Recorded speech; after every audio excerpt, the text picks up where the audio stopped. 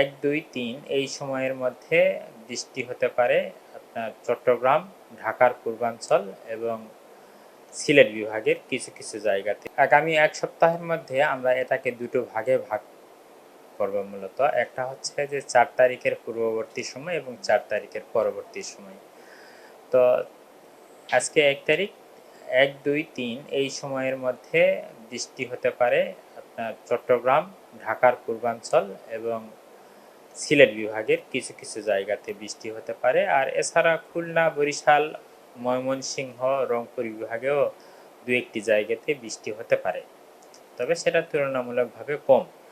আর আমরা আশা করছি যে আগামী 4 তারিখ বা এরকম সময়ে, কাছাকাছি সময়ে বাংলাদেশের উপরে মৌসুমি বায়ু সক্রিয় হবে, তখন বৃষ্টিপাতের পরিমাণ এবং এলাকা দুটোই বেড়ে যাবে।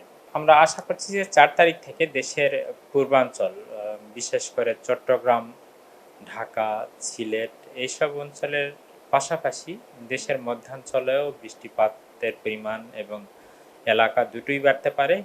ফলে গত যে চলমান তাপপ্রবাহ আছে মৃদু ধরনের, এই তাপপ্রবাহ অনেকাংশে আপনার প্রশমিত হয়ে যেতে পারে এসব এলাকা থেকে। মোরলেস এখন পর্যন্ত যেরকম তাপমাত্রা আছে তাতে হচ্ছে আগামী 3 তারিখ পর্যন্ত এরকম তাপপ্রবাহ অব্যাহত থাকতে পারে। 3 তারিখের পরবর্তী সময়ে গিয়ে আস্তে আস্তে এই তাপপ্রবাহটা প্রশমিত হয়ে সহনীয় পর্যায়ে আসতে পারে। এখন হচ্ছে বাতাসে আপনার হলো তাপমাত্রা অনেক বেশি, ফলে কি হচ্ছে বৃষ্টিটা কিন্তু এখন তো এভাবে ঘূর্ণনের জায়গায় বাতাস পৌঁছাচ্ছে না। মৌসুমী বায়ুর কথা যেটা বলেছি 4 তারিখ থেকে,